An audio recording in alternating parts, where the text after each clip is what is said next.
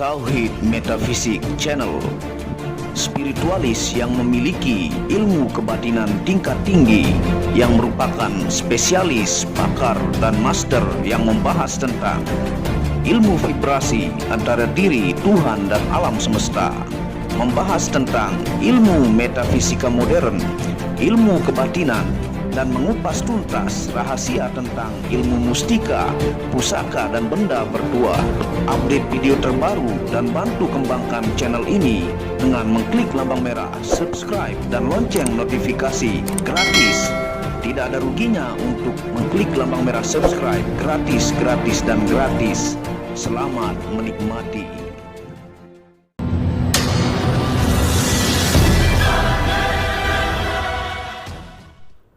Bismillahirrahmanirrahim. Assalamualaikum warahmatullahi wabarakatuh. Alhamdulillahirabbil alamin, wassalatu wassalamu ala asyrafil anbiya'i wal mursalin sayyidina Muhammad wa ala alihi wa sahbihi ajma'in. Rabbi shrahli sadri wa yassirli amri wahlul 'uqdatam min lisani yafqahu qawli. Apa kabar kalian semua? Semoga disehatkan selalu, dilancarkan segala hajat dan urusan oleh Tuhan penguasa bumi, langit, dan diantara keduanya. Karena itu adalah harta yang paling mahal di dunia, supaya kalian bisa bekerja berkarya mencari berkah Tuhan penguasa alam semesta. Pada kesempatan yang berbahagia ini kita akan membahas tentang video 7 karomah kesaktian Sunan Kalijaga yang sangat jarang diketahui. Salah satunya adalah Ajian Waringin Sungsang. Sunan Kalijaga diperkirakan lahir pada tahun 1450 dengan nama Raden Said. Dia adalah putra Adipati Tuban yang bernama Tumenggung Wilwatikta atau Raden Sahur. Nama lain Sunan Kalijaga antara lain Lokajaya, Syekh Malaya, Pangeran Tuban, dan Raden Abdurrahman.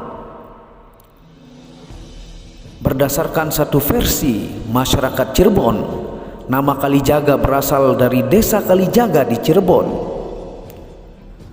Pada saat Sunan Kalijaga berdiam di sana, dia sering berendam di sungai atau kali atau jaga kali.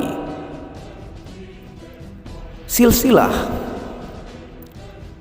mengenai asal-usul beliau, ada beberapa pendapat yang menyatakan bahwa beliau juga masih keturunan Arab, tapi banyak pula yang menyatakan ia orang Jawa asli.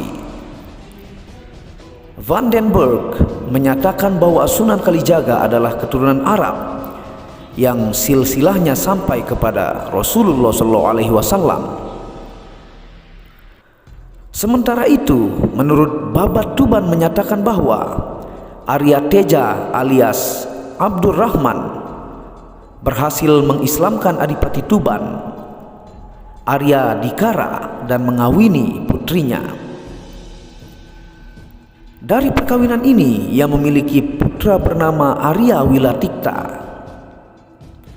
Menurut catatan Tom Pires, penguasa Tuban pada tahun 1500 Masehi adalah cucu dari penguasa Islam pertama di Tuban, Sunan Kalijaga atau Raden Mas Said adalah putra Arya Wilatikta.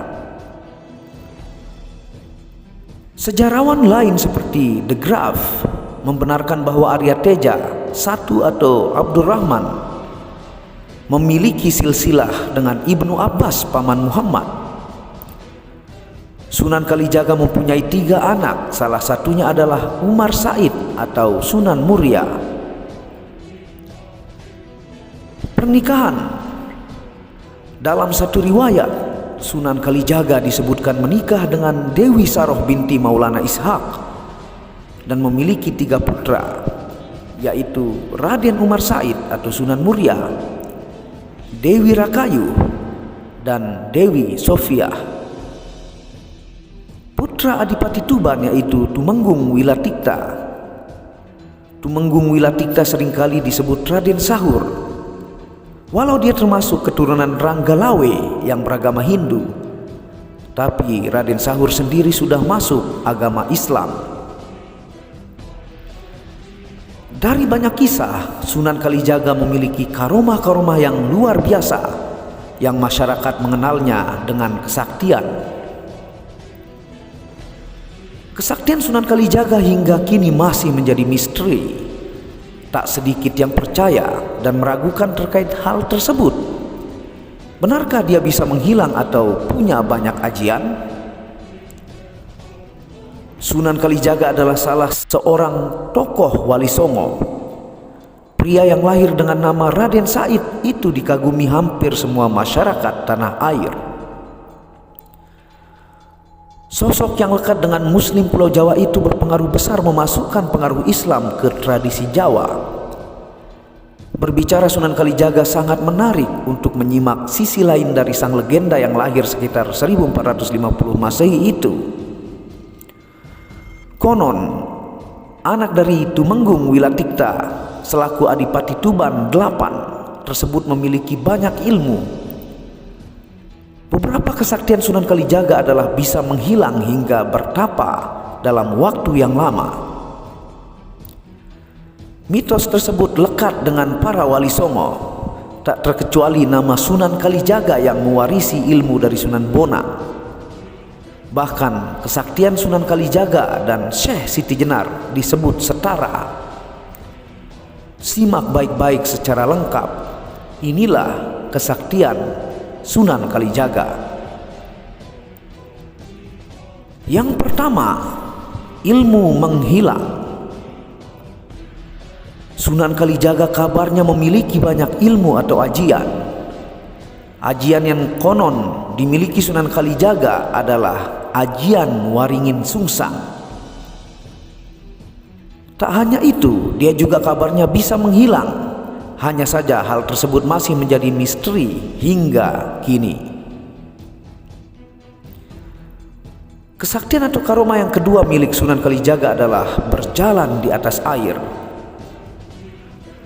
Orang zaman dulu percaya bahwa salah satu kesaktian Sunan Kalijaga adalah berjalan di atas air. Mitos dan kepercayaan ini terus berkembang di masyarakat tanah air, khususnya Pulau Jawa. Hampir semua wali tanah Jawa menguasai ilmu ini untuk berkumpul jika ada permasalahan umat, meski posisi mereka berada di tempat yang jauh berbeda. Kesaktian ataukah karomah dari Sunan Kalijaga yang ketiga adalah sholat Jumat di tempat berbeda. Sunan Kalijaga adalah pendakwah yang menyisipkan budaya dan kesenian untuk memperkenalkan Islam. Kabarnya dia juga memiliki kesaktian untuk melaksanakan sholat Jumat di dua tempat berbeda. Kedua tempat itu adalah di Jawa dan di Mekah atau Arab Saudi. Konon kepercayaan ini banyak diyakini masyarakat hingga sekarang. Kesaktian atau karomah yang keempat dari Sunan Kalijaga adalah memiliki tubuh yang kuat. Ilmu yang dimiliki Sunan Kalijaga bermanfaat untuk melindungi diri dan orang lain. Konon, kalau kesaktian lain yang dimiliki olehnya adalah tahan terhadap api. Tubuhnya tidak mempan meskipun seluruh tubuhnya dibakar api panas. Dan ilmu kesaktian ataukah karomah Sunan Kalijaga yang kelima adalah bertapa dalam waktu lama. Zaman dulu, bertapa adalah hal biasa yang dilakukan. Hal tersebut juga dilakukan Sunan Kalijaga dengan waktu yang cukup lama. Namun demikian, dia tetap memperhatikan masyarakat setempat, salah satunya untuk belajar bertani. Kesaktian atau karomah dari Sunan Kalijaga yang keenam adalah mengubah tanah menjadi emas. Dalam babat tanah Jawa diceritakan, beberapa karomah Sunan Kalijaga adalah mengubah tanah menjadi emas. Konon hal itu dia perlihatkan pada Ki Pandan Arang II yang menjalankan pemerintahannya dengan congkak.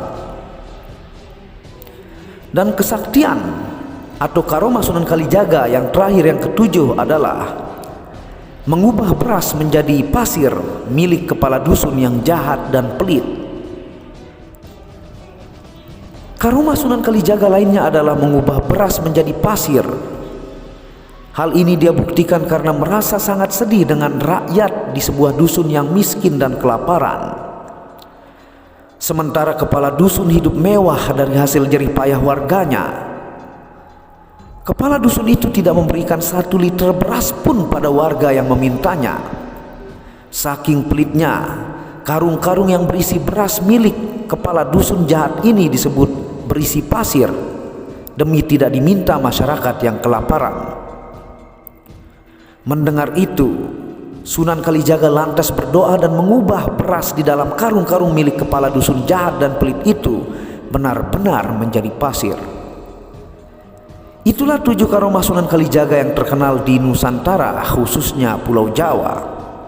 Semoga video ini berkah bermanfaat. Dan terima kasih sudah menonton video Tauhid Metafisik ini.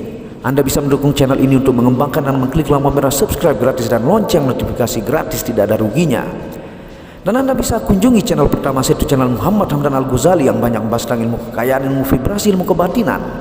Channel ketiga itu Maniak Hakika, membahas lengkap gemstone secara internasional, gemologi, kandungan mineral, aura zodiak, dan metafisika modern. Dan channel baru yang khusus membahas tentang batu bacan dengan kualitas bagus dengan harga bersahabat. Wabillahi taufiq wal hidayah. Assalamualaikum warahmatullahi wabarakatuh.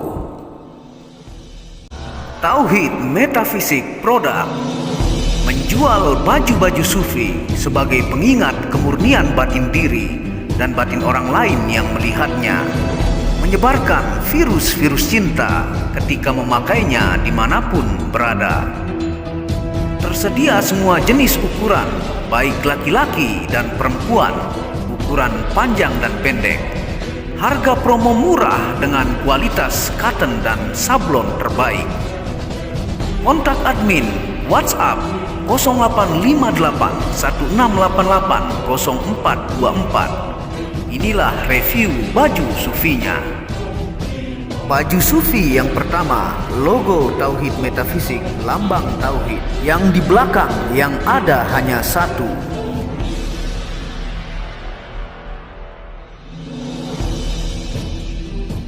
Baju sufi yang kedua, aku lebih memilih menjadi orang murni. Logo di belakang baju adalah Tauhid Metafisik. Baju sufi yang ketiga, ketika hawa nafsu takluk maka damailah dunia. Tulisan di belakang adalah logo Tauhid Metafisik. Baju sufi yang keempat, aku patah hati pada fananya dunia. Tulisan di belakang baju adalah logo Tauhid Metafisik.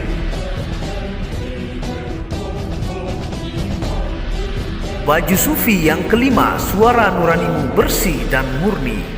Tulisan di belakang baju adalah logo Tauhid Metafisik.